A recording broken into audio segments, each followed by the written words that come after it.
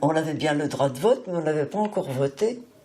Mais alors, qu'est-ce que je vais faire, moi, dans ce conseil municipal? C'est la toute dernière interview d'Odette Roux, un entretien dans lequel elle revient notamment sur son parcours de maire des Sables d'Olonne.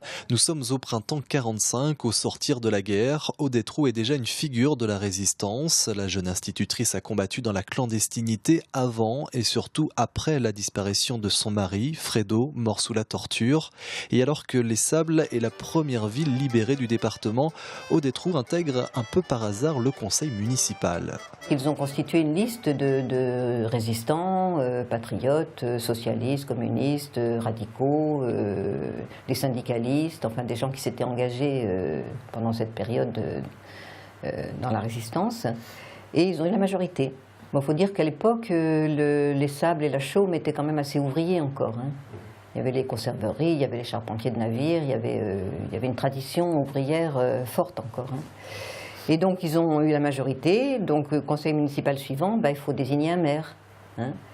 Et tout le monde a dit, pourquoi pas Odette? Une femme maire aux Sables d'Olonne, c'était quand même, parce que les Sables d'Olonne n'étaient pas de gauche. Hein. C'était républicain avant la guerre. Mais enfin quand même, c'était quelque chose. Odette Roux devient alors à 27 ans la première femme maire d'une ville sous préfecture. Elle s'est mise à fond, comme dans tout ce qu'elle fait. Dans tout ce qu'elle a fait, à fond, complètement, intégralement, quitte à aller à La Roche le soir, tard, par tous les temps. En vélo.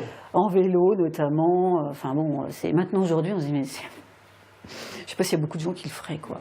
Odette Roux assurera la fonction jusqu'en novembre 1947, 2 années durant lesquelles la jeune femme a laissé son empreinte, notamment dans ce jardin, le jardin de la Liberté, autrement appelé le jardin d'Odette.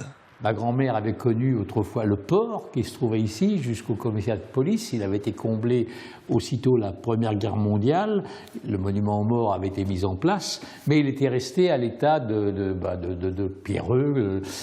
Et donc Odette a réalisé ce jardin qui plaît énormément, qui est un bouquet vert en plein cœur de la ville. On va énumérer tout ce qu'on a réalisé, mais il reste 2 choses importantes, c'est ce jardin et c'est l'établissement du lycée.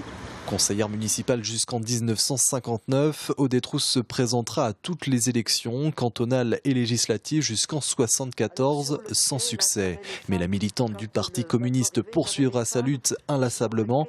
Elle n'aura de cesse de témoigner auprès des jeunes et de s'engager auprès des plus démunis.